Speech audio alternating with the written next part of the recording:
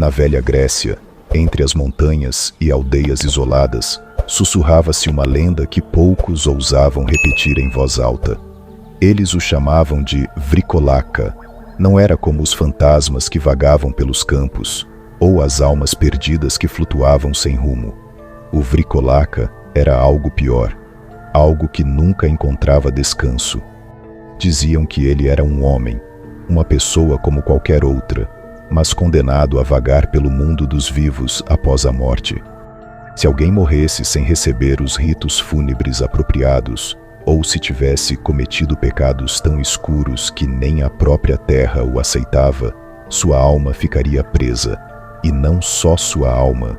Ele voltaria com a carne ainda colada aos ossos, os olhos opacos, mas cheios de uma fome que ninguém entendia. Os velhos contavam histórias sobre o Vricolaca com cautela, como quem carrega um segredo perigoso.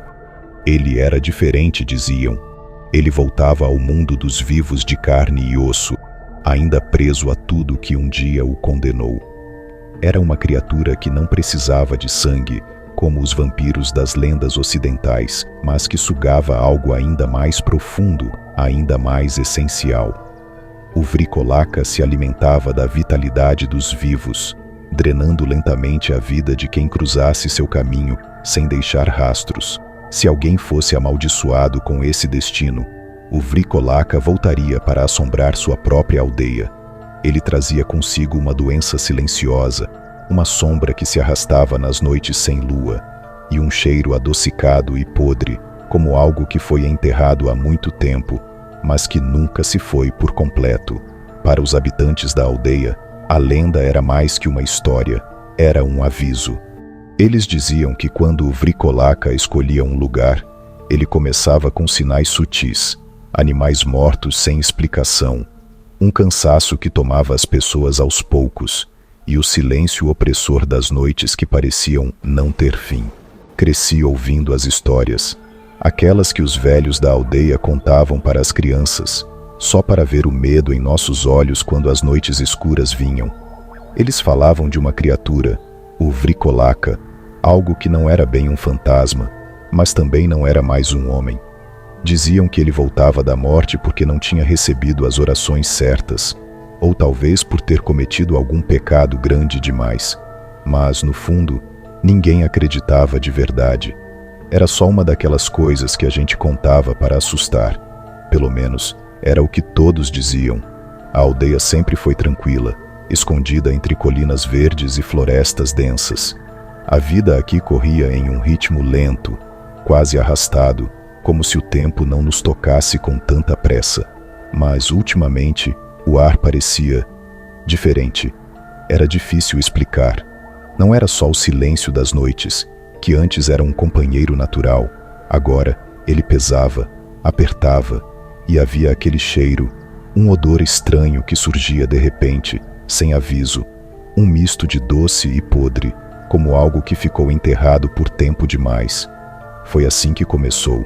Primeiro foram os animais. As ovelhas que deitavam pacíficas à noite eram encontradas mortas pela manhã. Não havia sinais de ataque, nenhum arranhão, nenhum sangue. Apenas corpos imóveis e frios, como se a vida tivesse sido drenada de uma só vez. Ninguém conseguia explicar. O velho Dimitrios, que sempre soube mais do que os outros, disse que aquilo era um sinal. Ele está de volta, murmurou uma noite, com os olhos fixos na escuridão do campo. Todos riram. Eu ri também, mas algo no jeito como ele falou me incomodou. No fundo, ninguém queria acreditar.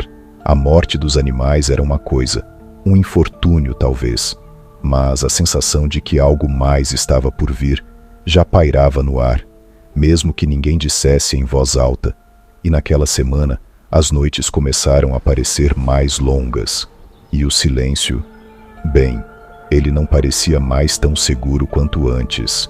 Logo depois das mortes dos animais, algo pior começou a acontecer. Não foi de uma vez, não. Foi como uma sombra lenta, rastejando pelos cantos, se insinuando pelas janelas abertas e se enfiando na respiração dos aldeões. Pessoas começaram a adoecer, e a princípio ninguém pensou que fosse algo além de um resfriado ou cansaço, mas não era. Era algo mais profundo, algo que sugava as pessoas aos poucos. Não havia febre, nem tosse. Não eram os sintomas que a gente esperava de uma doença comum. Eles simplesmente perdiam a vitalidade, como se estivessem sendo drenados. O primeiro a adoecer foi o padeiro, Iorgos. Ele, que sempre foi um homem forte de riso fácil, começou a ficar pálido.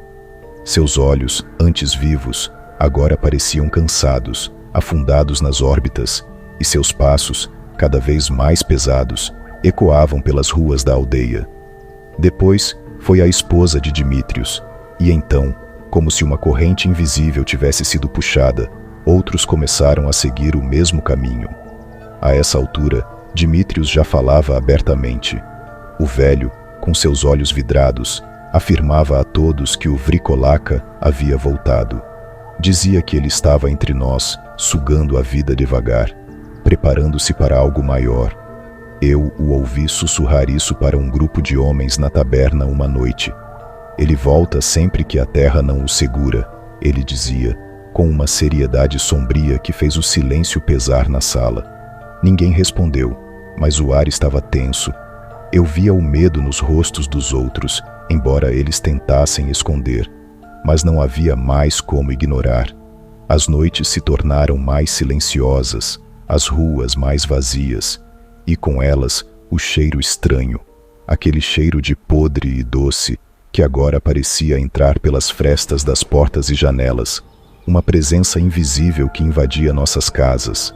Era como se algo estivesse espreitando, esperando o momento certo para se mostrar, e nós, sem admitir, começamos a nos encolher, a trancar as portas mais cedo, a evitar sair depois do crepúsculo.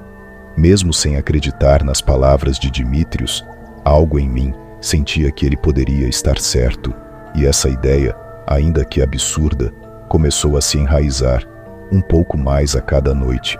Foi numa dessas noites de silêncio opressivo que tomamos a decisão. Ninguém disse em voz alta, mas todos sabíamos que a situação estava piorando. Havia algo no ar, algo que se arrastava por entre nós, invisível, mas presente. O padeiro Iorgos não se levantava mais da cama, e a esposa de Dimitrios já parecia uma sombra do que fora. Outros estavam começando a mostrar os mesmos sinais, e havia o cheiro, sempre o cheiro. A verdade é que nenhum de nós queria admitir, mas a voz de Dimitrios começou a fazer sentido. Ele falava do Vricolaca com uma convicção assustadora. Disse que tínhamos que agir antes que fosse tarde demais. E quem poderia negar? Depois de tudo que já tinha acontecido, até o mais cético entre nós começou a se perguntar se talvez, só talvez, as histórias que nos contaram na infância não fossem apenas invenções. Reunimo-nos numa noite sem lua, eu, Dimitrios e mais alguns homens da aldeia. Levamos conosco alho, estacas, sal. Eu não acreditava realmente que essas coisas funcionassem, mas a verdade é que, naquela altura, nenhum de nós estava disposto a arriscar. Fizemos como Dimitrios nos instruiu. O velho sabia de coisas que ninguém mais sabia, ou pelo menos era o que ele dizia. Ele está enterrado, mas a terra não o quer, disse Dimitrios, sua voz baixa, mas firme, enquanto caminhávamos pelo campo em direção ao cemitério. Não adianta enterrar o que já se levantou. Havia um túmulo em particular de que ele falava. Um homem que morreu anos antes, sob circunstâncias estranhas. Ninguém gostava de mencionar o nome dele, o tipo de assunto que todo mundo evitava, mas Dimitrios estava convencido de que o Vricolaca tinha escolhido aquele corpo para voltar. Os passos pesavam enquanto cruzávamos o campo em direção ao cemitério. Ninguém falava, apenas o vento sussurrava entre as árvores, e aquele cheiro, o cheiro de algo que esperava por nós. A cada passo, o medo parecia se aprofundar. Cada um de nós, em silêncio, começava a não acreditar. O cemitério parecia diferente naquela noite. Não era só o vento ou a escuridão profunda. Era como se o lugar estivesse esperando por nós. como se soubesse o que íamos fazer. O silêncio, que antes era sufocante, agora parecia sussurrar, como se algo estivesse espreitando por entre as lápides, observando.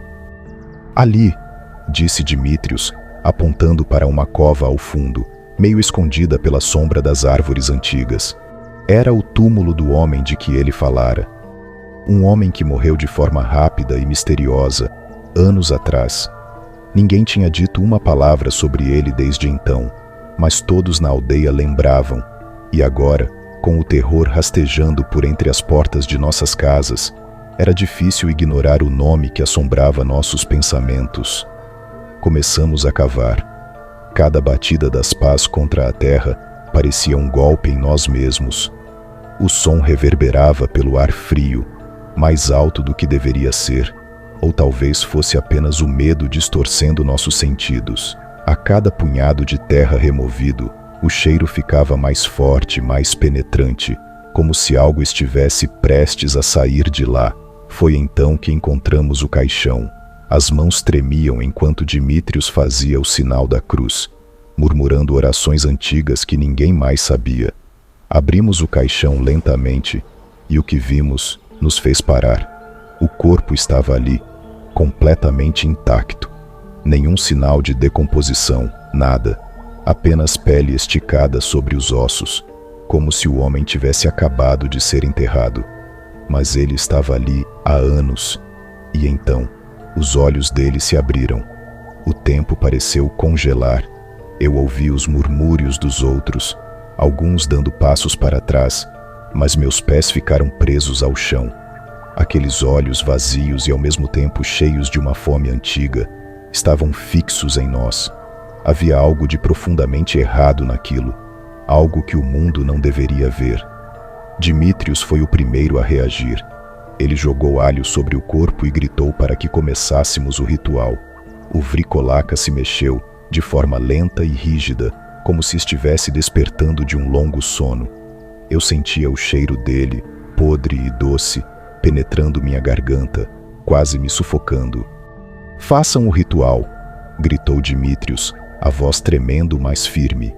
Acendemos as ervas que ele havia trazido, e o fogo subiu alto. O Vricolaca começou a se contorcer no caixão, seu corpo se dobrando de maneiras que não eram naturais. O cheiro de carne queimando encheu o ar, e o som, aquele som horrível de algo se desfazendo, ficou gravado em minha mente. O pânico tomou conta de nós, mas continuamos. As orações saíam de nossas bocas quase que por instinto, enquanto o corpo da criatura se debatia. Finalmente, com um último grito, ele parou. O silêncio voltou, mas era um silêncio diferente. Não era o silêncio pesado de antes, mas algo vazio. Eu senti o alívio imediato, mas também algo mais, algo que não conseguia explicar.